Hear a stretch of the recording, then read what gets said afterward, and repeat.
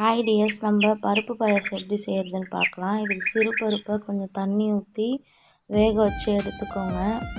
இது நம்மளுக்கு எவ்வளோ தேவையோ அந்த அளவு பருப்பு எடுத்துக்கலாம். அதுக்கப்புறம் இதுக்கு தேவையான அளவு வெல்லத்தை கொஞ்சம் தண்ணி ஊற்றி அடுப்பில் வச்சு கொஞ்சம் காசிக்கோங்க. இதுக்கு பதம்லாம் தேவையில்லை, சும்மா அந்த வெல்லம் கரைஞ்சால் போதும். இப்போ பருப்பு வெந்துருச்சு. வெந்த பருப்பில் நம்ம வெல்லம் காசி வச்சுருக்கோம் இல்லையா, அதை இந்த மாதிரி ஃபில்ட்ரு பண்ணி அந்த பருப்பில் ஊற்றிக்கோங்க. ஊற்றிட்டதுக்கப்புறம் மறுபடியும் பருப்பை தூக்கி அடுப்பில் வச்சுட்டு கொஞ்சம் காய்ச்சின பால், தேங்காய் பால் இல்லை சாதா பால் தான் ஊற்றியிருக்கேன், ஊற்றி இதை ஒரு கிளறிக்கோங்க.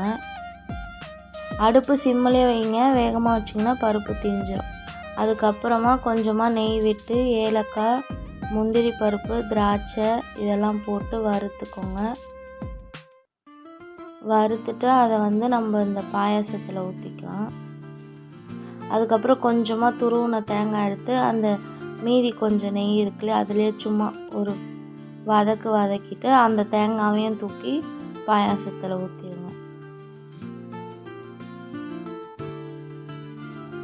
அவ்வளோதாங்க. ஒரு கலரி இறக்குனீங்கன்னா சுவையான பருப்பு பாயாசம்